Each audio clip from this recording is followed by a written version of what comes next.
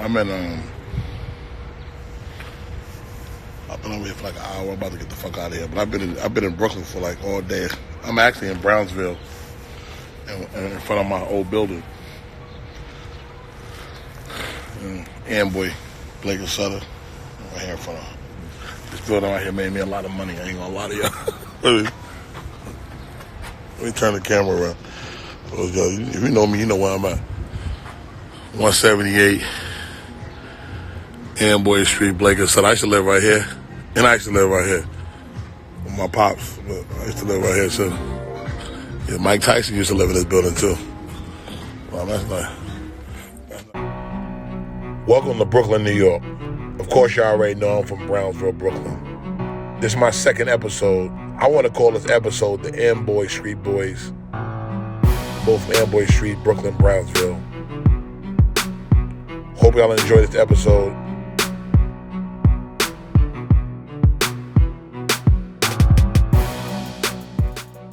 Ladies and gentlemen, I'm so excited today.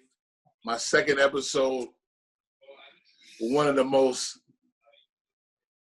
prolific persons I ever met in my life, man. A guy who put me in a situation where I felt like there was nothing else to turn to, but he was my hero and always been my hero, the one and only Mike Tyson. Mike, what's up? Yo, man, how you doing, Eric, man? Beautiful seeing you, brother. You know I love you. Hey, listen. I like when you call me Eric because that's how you know you really know me. If people don't know me, they don't know our relationship. We grew up in the same building. We grew up on the same block, same neighborhood, Brownsville, Brooklyn. This is my big... Stayed in line and got free lunch together. Yeah, this is my big brother. Mike. Across the street, the church. Across the street, nigga. Yeah, oh yeah, right on the corner. The hit. Actually, that church is right on the corner of Amboy and what's that, Sutter? Sutter, Amboy and Sutter. Yeah. My mom's used to date the guy who moms owned that church, and he died like years ago. But oh man, I didn't know that. But I remember that's how you been, Mike? All the free lunch. I feel good, brother. I've been working out, man. I've been getting in shape. I don't know. I feel, man, God has really been kind to me. I'm very grateful. Hey, listen, I don't want to make this into an interview. I want to make it more personal. I don't want to feel like I'm interviewing my brother. So we just gonna talk our shit, and you say what you feel, I say what I feel, and that's how the fuck this shit start off. You feel me? Let's do it. Listen, so where you living at now, Mike? You living in New York City? You in Jersey? Where you at? I have a place in Las Vegas, Nevada, and I have a place in Newport Beach, California. Newport Beach, California? Yes. Oh, so you in Las Vegas? You back and forth, or what's really home? Back and forth because my company is in El Segundo, California, so I come out here to do business most of the time. So I live out here more than 8 months of the year. Do you feel like the Cali life is? People say that living on the West Coast is a little bit more promising than the East Coast. I mean, I'm an East Coast guy myself, as you as well. Do you like it over there better, or you miss it being over here? I don't say it's better, but it's better for my situation. Maybe not better for me, but for my situation of prospering in life, this is better, yeah. A way better life, right? Absolutely. How long you been on the West Coast? I've been on the West Coast. I really came here when I was, 19 years old. I had a place here when I was 19, and I've always been here. I probably lived in Vegas for 33 years, 34 years. So I've been on the West Coast. I've been on the West Coast since 1984. Wow. So you basically was going there since a kid, just back and forth to Vegas. Okay. Look, Mike, so you win the championship in 1986. One of the youngest champions ever. Yes. At age 20 years old to now, which is what? 20 years old now, I'll give you now, you might be 52, 53, give or take. 53. 53, yeah. So we're talking 33 years ago. Do you still feel like you in boxing shape, or you know, because I know you work out every day. So how your body feel now? I'm pretty fit, but I'm not in athletic shape now. But I'm on the verge of being in athletic shape. Yeah, but I'm pretty fit. So you work out every day, or is it something you just do as a hobby? I took off today because my body was just depleted. It was really sore. So I took off today, and I'll probably start back Monday. I've been working really hard. I hit my mitts for like 25 minutes or 24 minutes. Then I do weights for like an hour, 15 minutes. Light weights, nothing heavy. So one of these boxing promoters gave you a call tomorrow and said, "Hey, Mike, we want to set up a fight for you in 2021." And they had somebody laid out for you to fight. Would you take that fight for $10 million? Well, not for $10 million, but I'll box them in an exhibition for a charity or something, you know, and I'll receive some money, but I'll give a great share of it to charity and stuff like that. So you telling me right now Mike Tyson still can get in the ring and go 12 rounds? No, I don't want to go 12 rounds. I'll go 3 or 4 for exhibition. Well, I mean, none of your fights never went 12 rounds, really. I'm just saying. Well, I don't want to get. I'll train for 12, but I only want to go 3. Yeah. How do you feel about the heavyweight boxing now, from when you were boxing in the late '80s, early ’90s, to how you feel about it now? Listen, this is what it's about right now. Believe it or not, it's about money now. It appeared like it was about money in the '80s when I was fighting, but during the '70s and the '80s, the '50s, fighting was all, since the beginning of fighting till the '80s. Let me say that, and maybe now too to a certain degree. But from the beginning of fighting, I'm talking about before Christ, since gladiators and all that stuff, until the '80s that's all ego-based. That was all ego-based. My study of it was ego and pride-based. Now it's financially based. People want to make the most money, and they don't look at it as going to history, being a great fighter, or being a mythological figure like God stands an ego, a megalomaniac mentality. It's all about finances and having money and getting that kind of source of power. So would you say that wrestling and boxing has similarities in the 2000s? I mean, it seems like it's real, but it ain't real. Because the show is a show. It's all about show now. It's all about the most, the guy that has the most charismatic guy. He doesn't have to be the best, but he has to be more charismatic. The people are invested into his life. Like a guy like Tyson Fury, the crowd, we're invested into his life. You know what I mean? We want to know what this strange guy is going to do because he's strange. He got all of our imaginations wrapped in. We're waiting for his next move. And it's very rare that a person grabs that from a mass of people like he does. And that's what makes the heavyweight championship special. Because the heavyweight champion, he grasps the imagination of the world. And I'm not saying that, and maybe it's ego, but that's just what it is. Tyson Fury has the imagination of the world. Even though we don't want to say it, we could be hating a little bit from our humanity, is just our ego, but he has it right now. He got the light. So you're telling me if you had to put your last $1 million on a heavyweight boxer right now, pound for pound, punch for punch, who would it be? To bet on who? Against who? I'm just saying, what heavyweight boxer that you feel like now has a lot of similarities to Mike Tyson, homegirl, and you will put your money behind them right now? Your last $1 million, though. Hey, listen, I have to do an analytical perspective on that. That won't be something I would say right in 10 minutes or 10 seconds. I have to think about that. Okay, because your hunger was a lot different. Coming from Brownsville, coming from nothing. Listen, I don't see that no more. I talked to a guy by the name of, he was an old comedian, vaudevillian named Milton Berle, right? And he had said that I had lost to Buster Douglas and I was really beating myself. I felt depressed. He said, man, listen, you lost the fight and you got $30 million. He said, Lou, that's not losing the fight. That's not losing. He said, losing is going back to Brownsville and you can't get back out. That's losing. Absolutely. He said, that's not losing because you lost to Buster Douglas. Losing to have to go to Brownsville and not able to get back out. And that gave me perspective at 23 years old that Milton Berle said that to me.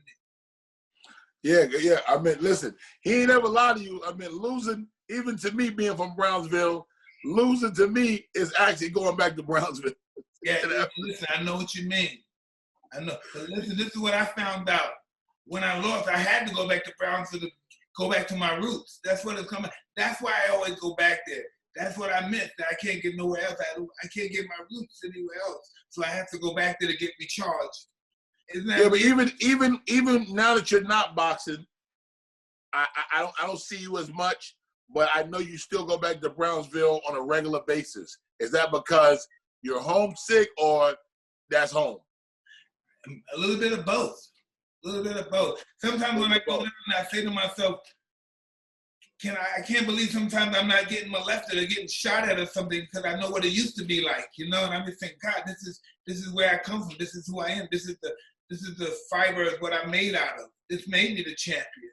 Anything that I got good came from this place that is bad. And a lot of people's eyes in this era, they would say, yeah, Mike went through a lot of money in his career. Mike lost a lot of money. Mike won a lot of money. What's the most money that you think you wasted on something in your career that you felt like now at age 53, why the fuck did I do that in your boxing career? All right, listen, this is what I want to say. This is something that's very interesting you say that. Because at this stage of my life, I'm 53, going to be 54 in June, the end of June, right? And know what I got out of my whole boxing career? Know what I have? I have a lot of stuff. I have a lot of clothes. I have a lot of stuff. It's stuff. There's a bunch of shit. It's stuff. I got hundreds of millions of dollars for hundreds of thousands of millions of dollars for stuff that I never use. And I don't care about it, but I don't want to let it go. I'm a hoarder. So my job is to get rid of this stuff and make sure someone else gets it that could really use it. But to this day, you still holding on to a lot of stuff from back then. Well, yeah, I hold on because that's my security. That's my masculinity. Because as a young kid, people used to laugh at my clothes. They used to call me Dirty Mike and Funky, Nasty Smelling Mike. And so from that security, that's all I had is nice clothes. But I don't wear them because nobody laughs at me no more because they know I'm the nigga. That's why. But I still have that insecurity. I have all these fancy, expensive clothes, but I don't wear them. But that's my security because I have you just answered my question to why I'm a hoarder. Because I'm from Brownsville, Brooklyn, and I came up not having shit, so I'm holding on to everything I got. I can't even wear that stuff. It's too big for me now, but I'm still holding. Why? I won't give it to a heavier side person that really needs it and can really use some clothes. I'd rather hold it and not use it and help some goddamn morphs come around and eat it or something, you know? You just holding on. You just holding on to shit from back in the 90s right now, Mike? The 80s, nigga. The 80s. I got the Versace shirt with James Dean and Marilyn Monroe on it still. It's like two sizes too big for me, and I still got it. I won't let it go. Well, I won't let it go. I guess that's nobody's gonna wear this again. It's out of style. Get rid of it, Mike. Yo, if you could go back, you know, and I don't like asking like, can you go back? If you could go back, I don't like asking those kind of questions, but I gotta ask those questions because people want to know and I want to know. What age were you when you first started flying birds and taking the whole bird thing serious? Because I know on our building, 178 Amboy, you had a pigeon coop on the roof. And as soon as I used to live on Atlantic, between you know about where the Atlantic Tower was at? In Brooklyn, yeah. Yeah, Atlantic and Rockaway. I used to live up there. We used to fly birds up there. And then you lived in Atlantic Towers? No, I lived right across the street from Atlantic Towers. On Hopkins? No, I lived on Atlantic between Rockaway and Hopkins. Oh, the back. Oh, yeah. Okay. By Saratoga. Yeah. So I lived there, 2178 Atlantic Avenue. You know, and so we moved down to Amboy Street. And once I've been there, I started flying birds down there with DeAndre and Ralph and those guys. And that's just what we started doing. Then Ralph and them was good kids. They never stole or pickpocket or robbed houses. And I taught them how to pickpocket, snatch chains, and rob houses. And then they've been going crazy ever since. They haven't stopped since. So you telling me you talked about a pickpocket when you lived up the hill on Atlantic Avenue? That wasn't nothing on Amboy? No, when I first came to move to Amboy, I came from Atlantic Avenue and I moved to Amboy Street. And so that's when I met Ralph and them. And then they used to just never steal before, but they used to see me with watches and digital watches and chains and nylon shirts and underwear. And so I used to tell them how to snatch chains and pickpocket, and they became better than me. Now listen, this is before your boxing career. Did you ever commit any crime during your boxing career just to see if you still had the grimy Brownsville in you? 1982, I was a national champion. I was a amateur fighter. I was 16 years old or something. And I remember my mother died, and I was very depressed. and I went around. I had my funeral suit on for my mother's funeral, but I went around busting cribs. I was just depressed. So I went robbing cribs on my mother's funeral. Yeah, the same day? Yeah. Wow. So the same day of your mother's funeral. Yeah, I was fucked up. I went busting cribs. Doing home invasions. Yeah. Wow. Hey, listen, that's something I never knew. Like, I guess your mom was like, fucking at that point. You lost your moms, and you was ready to just do whatever it took. Were you boxing then? Yeah, I was national champion. Oh, wow. You still was running around. Was you robbing houses upstate, or was it in New York? No, was it in Brooklyn? On East New York. And on East New York Avenue. You know, up there where all the those people, Jamaican, those Caribbean people and the Semitic, the Jewish people live. You know that place up there? Yeah, on Liberty. Yeah, up there. Not East New York. I'm talking about up there by Utica. Utica and what? Utica and what? White Castle. Oh, yeah. Utica Eastern Parkway. Yeah, up there. By Lincoln. Yeah. Up there by Lincoln Tower. We used to hit the cribs up there. Yeah. Okay, wow. And so the day your mom passed away, Mike, you went to do home invasions. Yeah. Out of anger. Fuck it. Everybody got to get it. No, not out of anger. Just, I don't know. I don't know.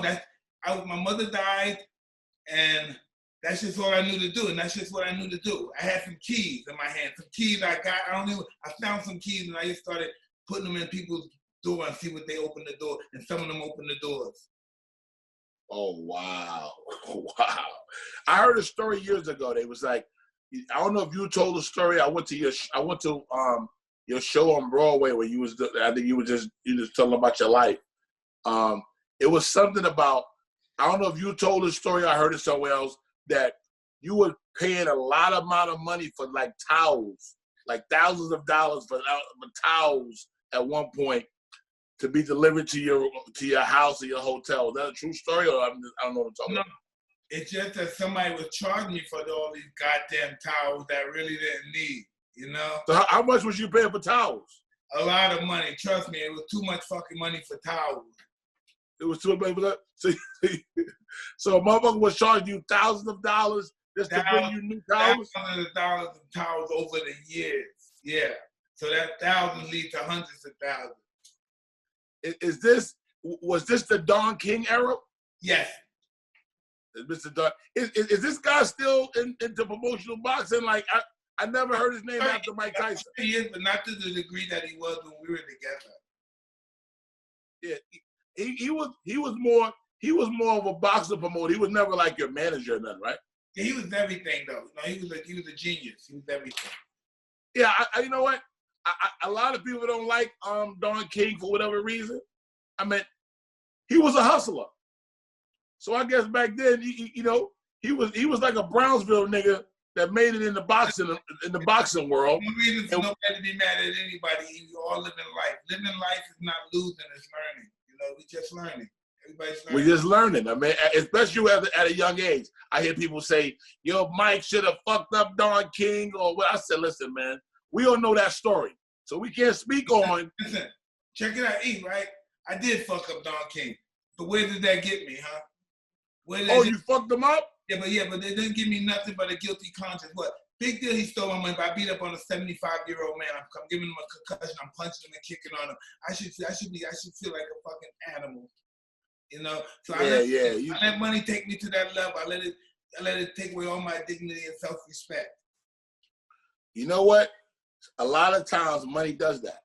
A lot of times money will take your dignity and your self-respect. So that's something that I'm learning, as I grow up now, and I'm watching the Mike Tyson, the Big Brother, or even other guys who I grew up under, but not nobody like you, because being that you was the only guy from my neighborhood that ever made it big, I always idolize your every move. And sometimes I might have heard your move wasn't a good move, I still tried it anyway. No, can I tell you something? That's so weird. I never thought that people felt that way about me, because I always think they knew me from my neighborhood, and I didn't have a good reputation in my neighborhood. I was really bad. I was robbing houses, and I was that guy. And I always thought, like, God, these guys probably still think I'm that bad little kid. And I know it's not true, but that's how my mind does. Our mind is so easily deceives us. That's what it does. It means to do that on purpose too. It wants to tell us that no one loves us. Yeah, so your mind really has you on a whole other level. Heavyweight champ, 20 years old, 1986. A stud, a jock, every girl's dream. Every girl wanted to fuck Mike Tyson at one point.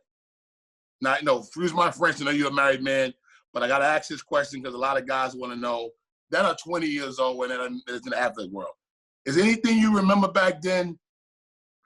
Did you, guys want to know, well, Mike, you had all this money. The bitches was throwing all the pussy at you. How many bitches you fucked in one night? Now, I know that's not a good question to ask you. You're a changed man. That's the young Mike. But we really want to know, man, how many girls in one night did you ever, that you can remember, that were crawling at their feet for Iron Mike? Well, listen, right?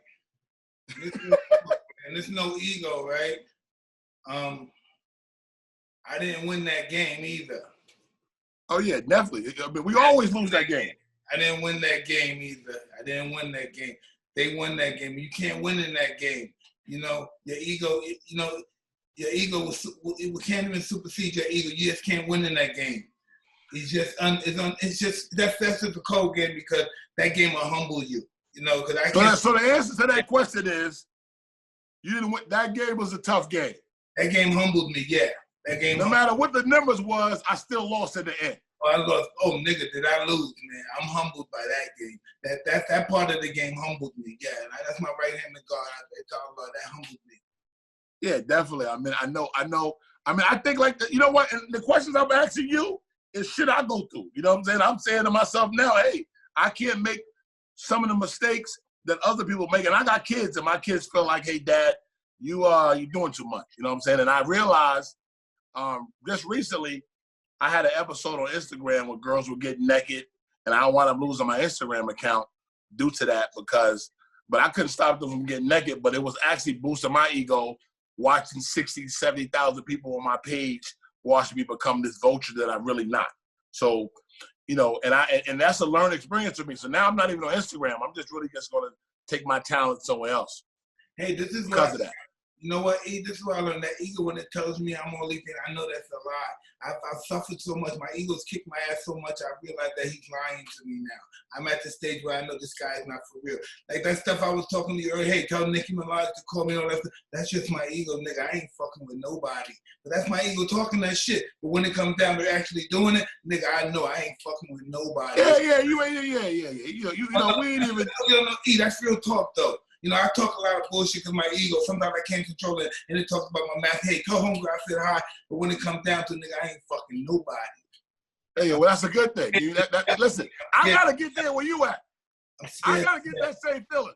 Because right now, I'll be a raging bull. This pandemic got me in the house. I ain't getting no pussy. I'm fucked up. I'm 45 days stressed out. My hair's all over the place. I gotta get some pussy, Mike. I'm saying. But that's why you needed somebody to, to hold up with you and hold you down for whatever period it was. Yeah, that's why I got to work on a better me, man, because at this point, I'm lonely, I ain't got nobody, but I need somebody. Absolutely. There's no doubt about it. And, sometimes I know you can't go all out, because when I'm over here, I'm going all out. That's all you do. You have sex, you make love, and it's just sometimes that's not healthy either. Yeah. Too much anything's just not healthy. I know you No, it's definitely not healthy. I know you're a big gambler. You know what I'm saying? You've been gambling pretty much. I know you're a big gambler. You've been gambling pretty much all your life. What is the most money you lost gambling, and what was you doing to lose that amount of money? Man, listen. The only thing I really played was casino. I lost money in a lot of money playing in the casino, just being sucker. But playing, listen, like D-Nice, Demencio. D-Nice? D-Nice from up the hill? Yeah, Jesus from Marlboro, not Marlboro. Yeah. Marlboro Project. Where is he from? Up there in Bergen? Yeah, he from God. Yeah, we know where he's from. He's from right off Atlantic Avenue and Ralph. What are those projects that I forgot those projects. I can't think of it either. It's on the tip of my tongue. But anyway, yeah, all of that, man, they used to, and then I go to LA, I go to D-Mac, man, those guys used to rip my asshole, man. D-Mac? Yeah, they were masterful. Shout out to D-Mac. D-Mac might have been the first guy to beat me out of $6,000 playing dice. From LA? D-Mac from LA? Yeah, Ballhead D-Mac. Yeah, he's the king, nigga. Yeah, D-Mac, dice holding, sneaky dice playing ass motherfucker. You're talking about the master. Yes, you are. Shout out to D-Mac. D-Mac, one of the most legendary dice cheating ass motherfuckers I've ever met in my life. Oh, you gotta see him. If you ain't seen Little Bob, wait till you see Little Bob. Oh, nigga. You want to gamble, man. These are the legendary gamblers against all the gangsters, the drug dealers, all the players, the top of play. These are the gangsters, man. What's the most money? But Mike, what's the most money you ever lost playing CeeLo? Because that's my game. What's the most you lost at one time? With those guys? Yeah, with those guys. Tens of thousands of dollars with those guys. But we won a lot of money together, too. Okay, so you won some money, you lost some money. We definitely lost over $300,000 together at one time, just playing around. Just it was some kids from upstate New York. Street money with street niggas. Not no casino guys, just street guys who never seen that money in cash in their life, just playing around, and we got our asses handed to us. Yeah, listen, but you know what? Those are the good days, you know. Those are the days you can lose 50, 60, 100,000 and go home and re-up and come back. Now they can't do that no more. But listen, E, how can a man come there with like $40,000 and leave with $200,000? Now you tell me about that. That's the power of CeeLo. Yeah, how do you do that? Hey, yo, shout out to the legendary Biggie Smalls, Mike. I got some footage. I'm gonna sing you this footage. I got me, Biggie, and D-Rock. I beat Biggie out of $60,000 in dice. Might have been like $50,000, but I got the video. People seen it already. I'm gonna send it to you. You can see it though. Legendary CeeLo game. I played dice with some of the best of them. Not you though. I mean, I was never on your level to play, but we been doing this in my apartment. We lose all this money in my apartment, sweating like a pig in my apartment on 40th and 2nd Avenue in a Sutton place. So you used to bring everybody to your house to have a dice game? People would knock on our door and say, "Can you quiet the music? Like he's quiet the screaming." Now, yeah, they weren't accustomed to people like us back then. Hey, listen, have you ever, dice games sometimes can go a little bit too far. Did you ever have a dice game you wanted to slap a style somebody, or you had to slap a style somebody? No, we didn't have a dice game like that, but you know, they start talking shit about guns and all that stuff. But and at the end of the day, we're all smoking weed and hugging each other. That's just what it is, man. Yeah, CeeLo games has always been loved, man. I know some people who lost their life behind CeeLo, and I know some people who fixed their life behind CeeLo. So I can say CeeLo might be one of the best games I ever played in my life. Hey, listen, I was reading The Prince when I was younger, and they played CeeLo back in the 1500s, 1490s back then. And they played dice. I don't know CeeLo, they must have called it something up, but they played dice before Christ was born. In the 1500s? No, before Christ was born. Before Jesus was born, they would play dice. Oh, before Christ. Dice was already invented. Wow, I never knew that. See, you doing some real research on dice. That's why you're so motherfucking lucky. You've been studying this shit. You know what I realized? E, this is the real deal. Now remember this. If you don't believe in magic, it'll never happen for you. Okay? Wow. That's the real. If you don't believe in magic, you'll never see it and you'll never receive it. So it's all about believing in magic. Believing when everybody else thinks that you're an idiot and it's not going to work and you're stupid to believe that, that's what you believe in. Whatever you're afraid of, you do it. That's what I learned. Anything I'm afraid to do, I do it. I know the card game, you know, everybody played the card game. I can remember you coming through Brownsville and every car from the Lamborghini truck to the Lamborghini car to all kind of Rolls Royces. They're all the biggest shit I ever seen in my life. Well, you were the first person I ever seen with the biggest, illest cars. I remember one time you came through Brownsville with Naomi Campbell in the car. She was in your Lamborghini truck. This had to be early 90s. What is your favorite car still to this day? My favorite car is, and to be honest with you, it's the Aston Martin. You still got love for the Aston Martin to this day? Aston Martin, that's a gentleman's car. Every other car, any car other than that, like the Rolls Royce, the Bentley, the Bugatti, anything over the Aston Martin is showing off. Everybody just doing too much. Yeah, anything after that, that's the elegant car. That's the gentleman's car. It's been designed for the gentleman. The Aston Martin. 2020. I haven't seen the 2020, but it probably look. Yeah, it's a gentleman's car. It's been made for the gentleman. The purpose of it was for the gentleman. The Aston Martin. It's a gentleman's car. Do you still today? Are you still a car collector to today? Or are you still what is your hobbies now that you carried on? About cars, Eric. Cars are a great necessity, but a bad investment. You know, as soon as you drive off the parking lot, you lost $5,000 on it. So I always buy things that appreciate in price and time, and I lease things that depreciate in price. You know. So right now, today, you don't give a fuck about cars. They don't even hold no value, right? No, I think about my destiny and my children's future. Absolutely. Now it's not about me, you know. Now it's about the future of the kids and the name itself carrying on in great gratitude. That's what it's really about. You know, E, this is what happens. I realize it's not necessarily about the name, because the name can change. Because I'm not really a Tyson. I'm a Kirkpatrick and a Smith. But my mother married a Tyson for some pimp hoe shit, and I became a Tyson. But I'm not a Tyson. Isn't that true? I'm not in the Tyson bloodline, but I'm a Tyson. Isn't that some crazy stuff? I'm a Smith and a Kirkpatrick. But I don't know. My mother married the Tyson and convinced him that he was my father. They do whole shit like the girl did to me before it did to you. And that's how I became a Tyson. I'm not a Tyson. So really, you're not a Tyson. I'm not a Tyson bloodline. My bloodline is not Tyson. My bloodline is Kirkpatrick and fucking Smith. But I got to take the Tyson bloodline because my mother did whole shit. Isn't that crazy? Isn't that crazy? That's crazy. I never seen. You telling me some shit I never knew. Yeah, but no, this is weird. I'm not the only one. A lot of people who are well known to have the same thing. We have somebody else's name, but we don't have their bloodline. We have another bloodline. I have the Smith bloodline, the Kirkpatrick bloodline, but my name, I carry the Tyson bloodline. Isn't that weird? It's not true. It's a lie. Most of the world's history is a lie, like me. Like a lot of us are lies. And we think whole fucking lie. And we think we're real. Tyson, I made my name up for Tyson. It's not even real. My name is Mike Tyson. I'm world known. It's not real. It don't fucking exist. But it does because I say it does. Isn't that bullshit? That's so you basically told me that people can make up some shit and make it popular and make it a household name. I'm not saying that. I'm saying this. I'm saying whoever you say you are, good or bad, you're right. But it's who you say you are and what you feed that is right. If you're going to feed the asshole, the bad, then that's who you are. If you're going to feed the good, the positive, the humanitarian, then that's who you are. It's about what you feed. One of those energies you're prepared to feed. Listen, I watched a couple episodes of your podcast. I think it's amazing. I think you that's also inspired me to want to own my own podcast.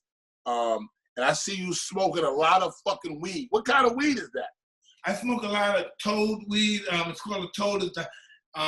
It's the highest selling weed in the country. It's sold in the biggest dispensary in the world, Planet 13 in Las Vegas, and dispensaries all over the country. So it's called toad weed. Is that your strand? Yes, from Tyson Ranch. Yes, Tyson Ranch. Is there a lot of money in that? Well, there's a lot of money in it too, but we really don't touch the weed. We just package it, so we get paid for the boxes and the jugs for packaging the weed. So say if I was in Vegas and I wanted to get me some motherfucking toad weed, you go Mike Tyson for Mike. Yeah. How do I find it? You go to Planet 13, and they're the biggest distributors of Mike Tyson's weed at this particular time. Yeah, I heard about this toad. I actually heard about this toad weed, and I heard this shit is putting niggas to sleep. This shit is some good shit. Hey, listen, when I see you, I'll be really willing to smoke some and take you on the trip of a lifetime. Yeah. I don't smoke, but guess what? I'm going to smoke one with you, because this shit got you looking incredible over here. I don't know what the fuck you doing to your body. Me and you and Fab going to get blazed up together. I like Fab. Yeah. Fab definitely needs some toad weed. Yeah, bring that shit on. Hey, listen, let me tell you, listen, this is my right hand. Now, if he smokes some of this weed, he's going to be rapping about some shit he don't even know what he's rapping about and be a superstar. Oh, this shit is, yeah. That's what we need. We need a new album out of Fab. Yeah, so we need to get with you and get this weed. I'm being real with you. If he smoked this shit, he ain't going to be the same nigga. Oh, it's gonna be a different Fab? Yo, listen, E, remember you told me I used to be in trouble all the time, always arrested and shit, always doing, E, look at me, I've been 2.5 years, I ain't get into trouble, I ain't get into an argument. Listen, nigga, you ain't, listen, what only that's that toad weed? Yeah, only thing you've been hearing is good stuff, right? You haven't been hearing no more politics. You've been hearing I got organization, I'm running a business now. Now, when do I do that shit? I'm not smart enough to do this shit. This shit came from the universe, dude. I'm serious. That's all because of the weed? No, the toad. The toad ain't weed. The toad is it's ancient medicine. It's millions of years old, and wow. It's before the existence of almost humans. Yeah, I need some of that shit right now. Yes, you do. Yes, you do. I need to get my life together by smoking something. So you smoke it? How the fuck you use it if it ain't weed? Listen, it comes from a toad. You get it from the pus of a toad. You put it on a window. You dry it out. You put it in the pipe. You smoke it, and then your soul go one way, and your body goes the other. You experience the feeling of God, and when you come back, you want to be a part of the universe. You want to make it a better place. Yeah, listen. There's a question I got to ask you because you know, we're from Brownsville. We're definitely alpha males, masculinity up to 1,000,000. Do you smoke hookah? I smoked hookah before, but hookah is not a medicine. Hookah is just something to do if you're bored. It doesn't do nothing good for you. I hate hookah. I'm talking about medicine. Medicine. Yeah, hookah, okay. Hookah is just something to do for the sport. Hookah is not doing anything to improve you as a human being. Anything I do to improve myself. I don't do nothing to deprove myself. If I do cocaine, that gives me an ego, so that determines that it's tearing me apart. So I do this medicine, it takes my ego away and let me know that I'm nothing, but then let me know that my love is everything. Yeah, I like that answer, man, because I hate hookah, man. Yeah, you can't hate nothing, because once you hate hookah, hookah's already defeated you because it got you hating it. But I don't hate it. I don't hate it eternally. I know you don't hate it, but you need to find another word to determine your feeling. You got to say what you say. Can I use the word like I don't like it? Yeah. Is that hate? Yeah, you can use that. Can I use it? I don't like hookah. Look, Mike. So, last question, man, because I don't want to question you to death. Last question. Go for it. I got 2 more questions for you. Go for it. I got all day with you, man. In this new generation of music, let's ask that question. The Mike Tyson fight, Tupac got shot. Yes. Did you see Tupac that night before he got shot? Absolutely. I gave him a hug. As soon as I came out the ring, he came and hugged me. He said, I'm going out. I said, I'm coming to see you. I'm going to go see my baby. I just had a baby. I said, I'm going to spend some time with my little daughter, and then I'm going to come to 662 to see you, because that's what we normally do after fight. And when I came upstairs with my daughter, we was hanging out at the little party. I got tired, and then somebody said, I got a call, and they said, Pac got killed.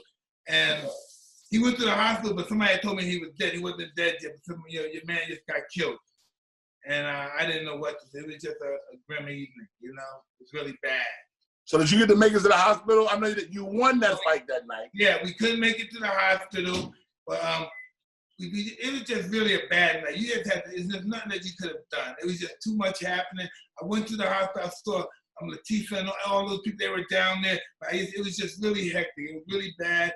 And man, you just had to be there, man. The environment was just really, it was just really bad. It wasn't really good. It was really something, it was really a riveting. Who did you fight that night?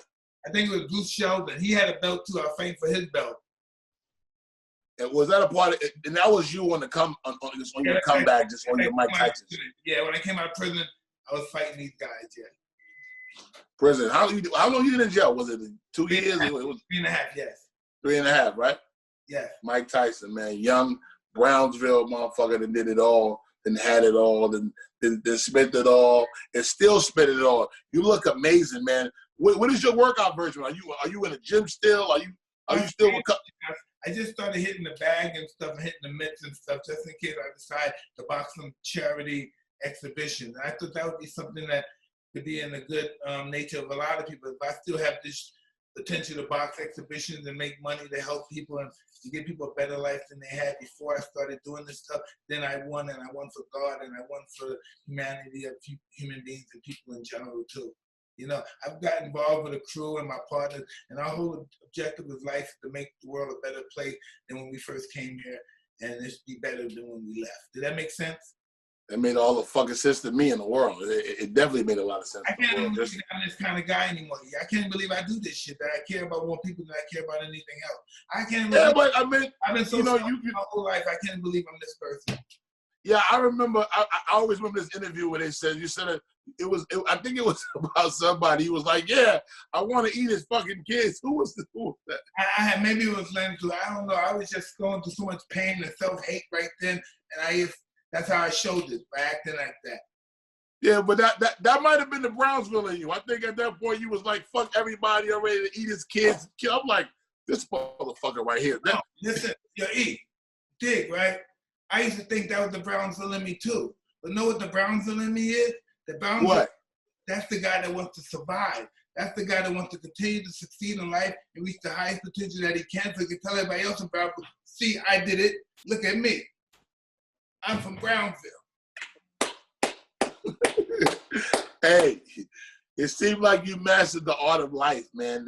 Yeah, it seems like that you mastered the art of living, man. It's just pure, genuine shit you saying about life that a lot of people go through different changes and wouldn't even be where you at this point. Your mind is set. I just stay out of my own way. I stay out of my head, you know. If I go in my head, I can find something wrong with everybody that loves me. I can find something wrong with my kid. I can find something wrong with my wife. I can find something wrong with my mother-in-law, my father-in-law, my best friend, you. I can find shit wrong if I stay in my head. Once I'm out of my head, life is beautiful. Life is ecstasy. Life is pleasant. Life is God Almighty. Life is divine. Once I'm in my head, then the devil's working. So how long it took you to get to the point where you had to get out of your head? Because a lot of people, that's their problem. They're in their head. Hey, listen, I'm still in my head, but I'm fighting to stay out. I'm not in my head as much as I was in the 80s, and I'm not much in my head as I am in the 90s, and I'm not in my head as much as I was in the teens, and now I'm even getting better in the 20s. So maybe in the 30s or the middle 20s, I'd be even less out of my head. It's a process. It doesn't happen overnight. I didn't become this way overnight, so it's not going to end overnight, you know? Tyree's got a book called In Your Own Way. Oh, yeah, that's I think that's what you're telling me. A lot of people, that's their downfall. In my way. In your own way. When you sometimes you don't even know you're in your own way, but it seems like you mastered that too. No, only thing I mastered just knowing who I am. That's what I mastered. I don't lie to myself. I may even lie to people. You know, yeah, I might do that even now, but I'm never gonna lie to myself. I know who I am. I know where I came from. I know where I'm going. You know, I know. That's the whole thing. I know. So I know if I conduct myself the way I did in the past, that's where I'm going to be, back in the past. So I got to conduct myself like I'm going to go someplace I've never been before. So I don't know how to prepare for that, but I'm ready when I get there.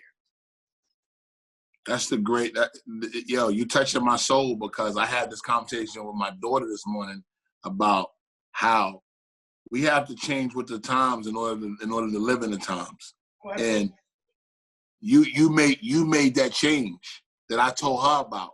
The change I'm telling her about is you have to get out your way. You have to start thinking 2030 now, not 2020, 2030, and you're doing that. And I see it. I see it in you, in the way you move. I see it in your social media. I see it in your grind, and your body look like you fucking about to go fight tomorrow right now. I don't know what the fuck you doing. Fight tomorrow. But listen, I learned that too. It's all about life is not about mastering. Life is about mastering yourself. And in order to master yourself, you got to get on your knees. You got to submit. I believe that there's something greater than you. You have to find a God. I don't know which God, but you have to find a God, and you have to worship something better than yourself. I worship myself for the last 25, 30 years. I have to worship something better than me. I'm nothing. I found out that I'm nothing. My life is just meaningless. Why? I can't worship me no more. I gotta worship something greater than me. I have to be forgiven for all my sins and all myself. So I can't go with that feeling no more that it's about me. I have to get on my knees in order to receive the blessings. I have to give up some bad habits to receive some blessings, pretty much. You know. If you had to say one of your worst habits were in your life, what would you say it was? My insecurity. My insecurity makes me want more and more and more and more and more. I have a big hole in me and it's never filled. You know, that's what my insecurity does. It gives me that big emptiness hole in me, and there's never enough women, there's never enough drugs, there's never enough liquor, there's never enough love, there's never enough anything, there's never enough hate, there's never nothing. And what is that is when I got stability. My wife and my kids give me that stability. Without them, I got that big hole. That big hole keeps me in prison, it keeps me in psych wards, it keeps me in, you know me, mental wards, it keeps me in hospitals, it keeps me almost dead. That's what that hole does to me. That pleasure, all that pleasure keeps me almost, it kills me. Yeah, Mike, I don't know what fucking college you went to, but you fucking smart as fuck. I'm not smart. I'm a sucker because I learned from pain. I'm not smart. Yeah. Smart ones don't learn from pain. I learned from pain. I'm a fool. Hey, yo, people always say, Mike, why the fuck did you get a tattoo on your face? What's your answer for that? Because I want to. Absolutely. People always ask that question like, well, Mike got a tattoo on his face. That was stupid. Why did he do that? Because I fucking wanted to. Yeah. Only thing, what is good is bad is whoever tells us, whoever wrote the law, what is good is bad. You know, we don't know what is bad. We don't know we don't know our birthday if it wasn't for Julius Caesar. Julius Caesar is only what, 70 years older than Christ. What does he know? Christ is a baby. He's only 2,000 years old. The world's been here for probably trillions of years, numbers that we can't even imagine. And he thinks he knows something? He's going to tell us 365 days a year, and that's our birthday. That's how old we are. So before Julius Caesar were born, how did Alexander the Great, those guys, tell their birthday? They didn't use the 365 days a year. How did they tell their birthday? Tell me that. How did Moses and Alexander the Great tell their birthday? They didn't use the 365 days a year. So what method did they use before Julius Caesar came around? So nothing's right. Everything has been taught to us. We don't know nothing. We forgot what we forgot that we forgot. You know what I mean?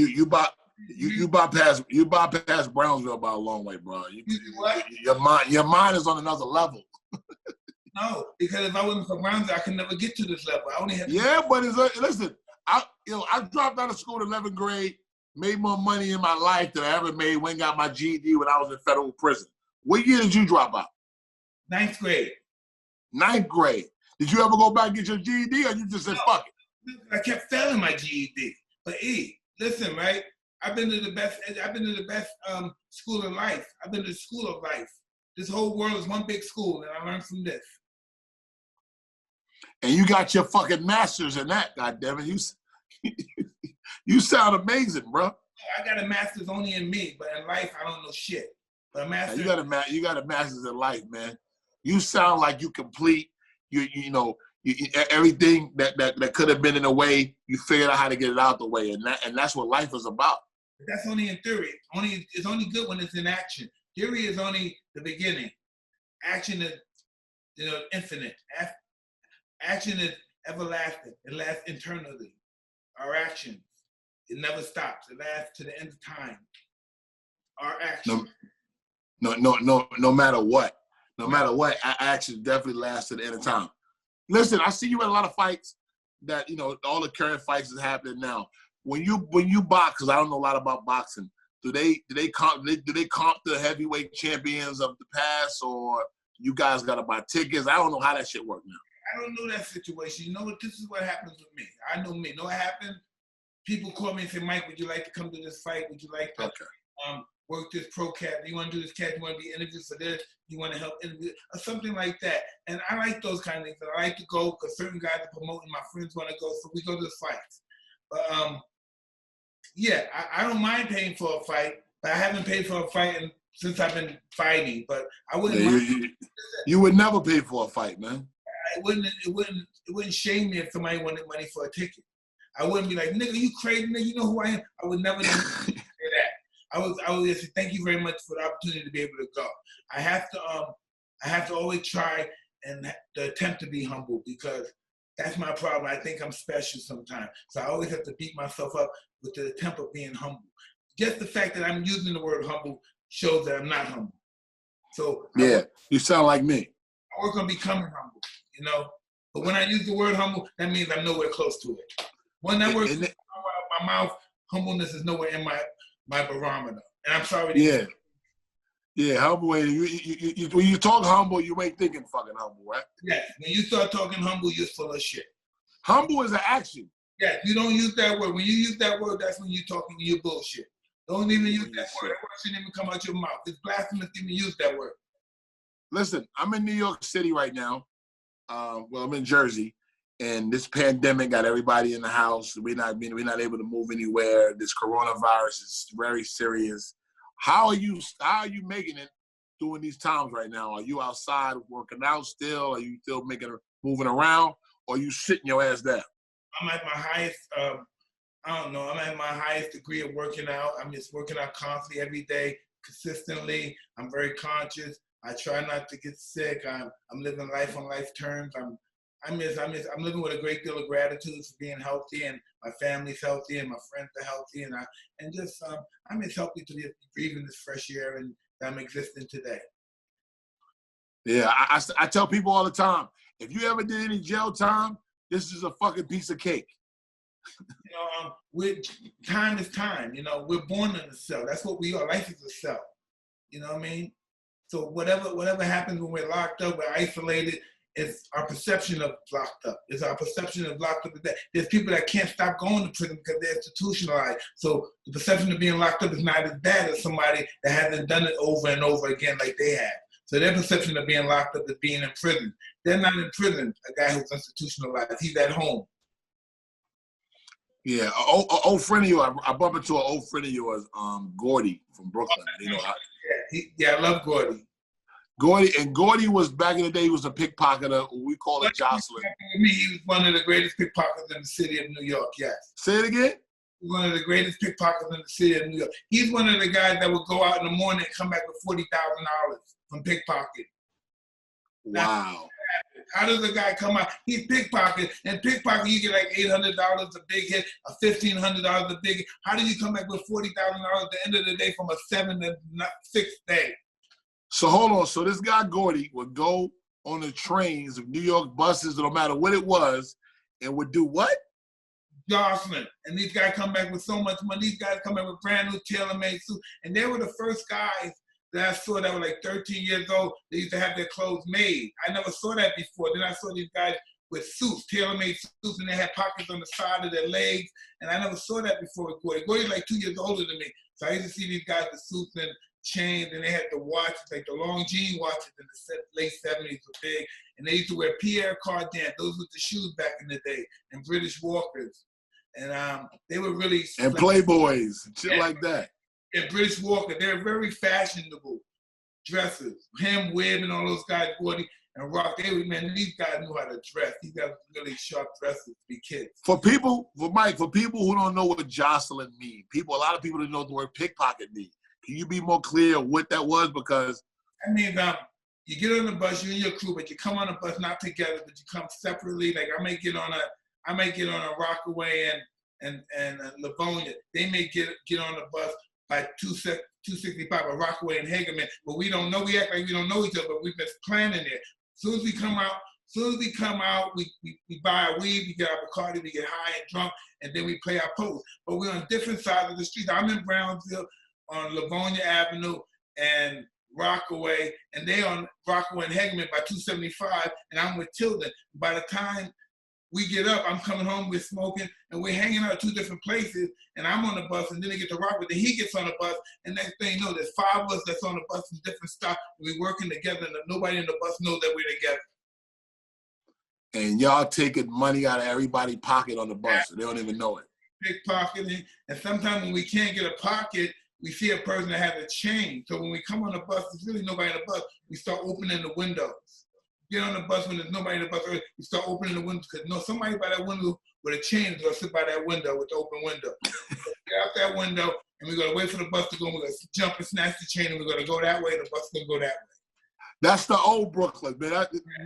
These guys that they thinking this scamming, this was the real meaning of scamming when you had to go out and get it. Yeah, and then even on the train, when we get on the train early, and the people see us, and some people get nervous and they get off the train, we open all the windows, because just in case the person sits there with a chain, they're going to sit by the window, and we hope they do, and then we get off That's the chain when they get out the train. What was the most money you think you saw pickpocketed yourself? Nothing but like $4,000 stuff like that. Guys like Women, they were the best. Him, Rock, man, these guys are really good. They were really good. Shout out to Gordy, man. Shout out to Uwe too, man. I ain't seen Uwe in a while, but Joshua too. Uwe too. All those guys, Rock, Uwe, these guys are masters. These are Brownsville legends, people. Brownsville legends. Uwe, Rock. I could never do like them. I used to just snatch the money out their pocket. I didn't have the technique like those guys. I just snatched them out and hit them. Oh wow! Listen, that's the shit I say to this day. Shout out to my my uncle Cleveland just came home from jail. Listen, I told you I went to see when I was like 19, 20. Before I was champ, I went to see Cleveland and Green Corrections facility like in 85, 86. Oh, you went to see him since he been in the feds? I'm talking about when I was a kid, before I was champ. Oh, that's when he was upstate. Yeah, and I was up and coming guy, and so I went to visit the guys in prison. I used to see him, Green Eye Mike. I used to see people I grew up with hustling, and I used to go visit the prison to talk to the inmates, and I see all my friends I grew up with. Oh yeah, well he just came home from doing 26 years. I mean, he's been doing time forever. But listen, right? I remember this guy named Richard. He had stole Clevo's tires long time ago back in the day, and Clevo caught him. Him and Nelson beat this guy. He must have given him 500 stitches. They ripped his face off. Oh shit! Yeah. But my family was different, man. They some different motherfuckers. They ripped this cat's face off. Oh yes. Right? Nelson's a big 300-pounder back then, right? Remember Nelson? Yeah. R.I.P. to Nelson, my uncle, but he was a real motherfucker. Listen, the guy was a skinny toothpick. This guy that stole his tires, right? And he jumped up and stepped on the guy's back. I mean, he jumped in the air and stepped on him like he was nothing. And the guy screamed, he like broke him in half. I never saw anybody got beaten like that in my life at that time until I became an adult. Other than that, I saw somebody get almost beat to death. I never witnessed that until I was like 11 years old. I never forgot it. I've been intimidated of Clevo ever since, and Nelson. Listen, E. When I put my demonstration down, my right hand all up, I think about doing what they did to Richard. Every time? Stays in my mind how they beat that man. Yeah, listen, I bet you Richard ain't stealing no motherfucking tires no more. Oh, no, listen, let me tell you something, E. This was Richard's best friend. They got a hold, I don't know how he got a hold that Richard did it. They got a hold of Richard's best friend, and Richard's best friend told everything.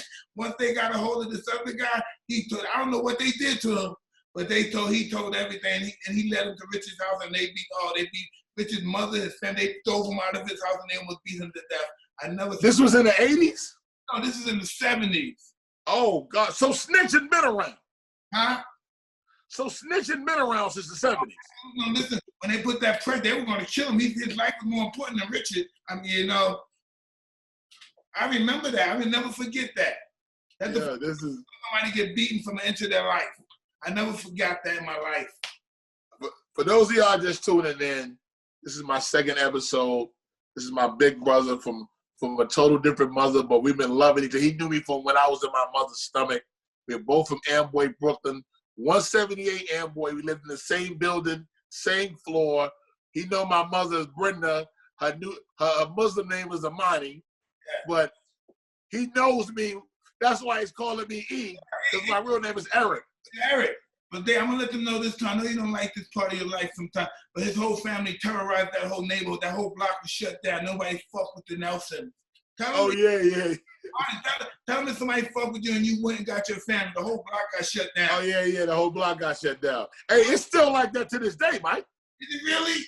I call Paul right now. He's pulling up with about 6 guns by himself. You gotta leave that alone, man. Stop it. Stop. No more. Paul still think it's 88 right now. Don't be calling nobody, no Corbett's and stuff no more, man. Stop that. Oh, you know your man? Stop that shit. This guy think it's still 88, man. You remember Vic? Yeah, big muscle Vic. Yeah, Vic ain't got no muscles no more. Vic's skinny, but he still got the muscles. Paul look like the new Vic. Yeah, but Vic used to have the physique back in the day. Yeah, Vic had the physique back in the days. Vic definitely had the physique. Shout out to my cousin Vic. Shout out to my cousin Perry, my cousin Gary. and a bunch of other motherfuckers from Brownsville that I didn't mention. I love y'all, man. I gotta tell you something. But remember, remember Grace's daughter? What was Grace's daughter name that married Bobby? Oh, Gloria. Gloria. Now, Bobby's brother was the flyest motherfucker I ever met in my life. His name was Bar Kim. Do you remember Bar Kim? Yeah, I know Bar Kim, yeah. Oh, man, that's the flyest guy I ever met. Bar Kim's the flyest. I'm letting everybody know Bar Kim from 178 Amboy Street that lived on the 4th floor. The flyest guy I ever saw in my life. Oh, Bar Kim was one of the flyest guys back then? Oh, absolutely. That was Bobby's brother, right? Yeah, fly, pretty black nigga with the mole on his head. Nigga fly, slick dresser, could fight, look slim, had any woman he want. This is the master, and he got killed. But that, man, that was I was like his son. He did like his street son. He was like my street father. Nah, that's dope, man. That's dope. That's dope. That's dope. Your fucking memory can go back that far at the boxing for so many years and never getting hit. That's why. No, because those are memories of my life that would never stop playing. Those like yours, the ones that never stop playing in your head. We all have it. Man. Never stop playing.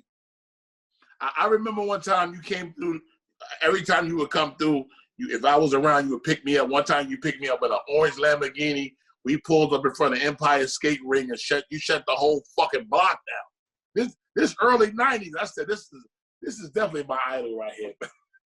That's what it was, man. I remember all those guys up there, the Puma Boys and all those guys and the Cats. I used to hustle with all those guys back in the day, robbing cribs. Yeah, well, listen, I'm pretty sure you their hero as well, man. And I don't wanna hold you hostage and make this shit too long.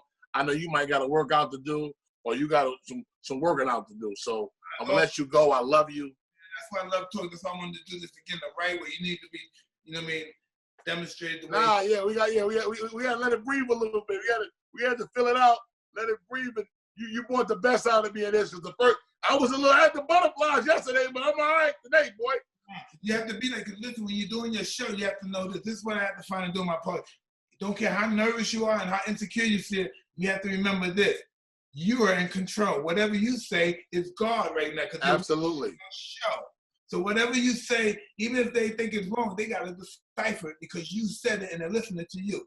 So just remember, you're in control. And don't ever. You heard it first from the motherfucking master, the motherfucking champ, Mike Tyson.